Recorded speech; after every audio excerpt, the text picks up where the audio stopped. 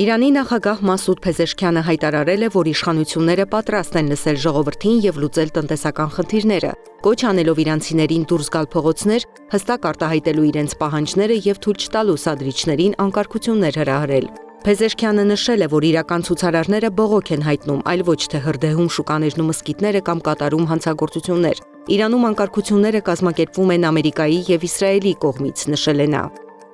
Իրանի Իլամի նահանգում ցուցարարները պղծել են մեծ մզկիթը եւ այրել Ղուրանը։ Հակակառավարական ցույցերին զուգահեռ որոշ քաղաքներում էլ անցկացվում են գործող իշխանություններին աջակցող հանրահավաքներ։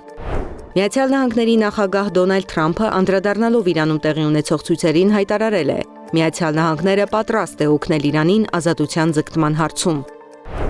Հալեպի Շեյխ Մաքսուդ եւ Աշրաֆիե թաղամասերում կայունությունն աստիճանաբար վերականգնվում է, հայտարարել է Հալեպի նահանգապետ Ազզամ Ալ-Ղարիբը։ Ավելի վաղ հաղորդվել էր, որ Սիրիայի դեմոկրատական ուժերի քուրդ մարտիկները լքել են Շեյխ Մաքսուդ թաղամասը։ Քրդերը վերահսկում էին թաղամասը 2011 թվականին Սիրիայի քաղաքացիական պատերազմի մեկնարկից ի վեր։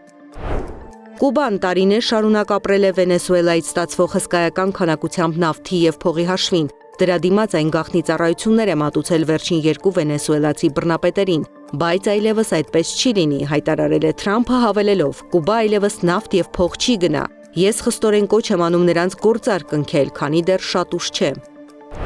Հրդեհ է տեղի ունեցել Մոսկվա-Երևան չվերթի ինքնաթիռում, բռնկվել է ուղևորներից մեկի ձեռքի ուղեբեռը։ Հաղորդվում է, որ կրակն արագ մարվել է, ինքնաթիռը բարեհաջող վայրեջք է կատարել եւ ոչ ոք չի տուժել։ Թե ինչն է կոնկրետ հրդեհվել, չի նշվում։ Վարկածներից մեկի համաձայն հրդեհվել է ուղևորի power bank-ը։ Տրանսպորտի փոխարեն դահուկներ։ Ուկրաինայում ձյանառատեղումների դեմ պայքարում են դահուկներով։ Զարա Սարգսյան, Նոնա Գևորգյան, ABC Media։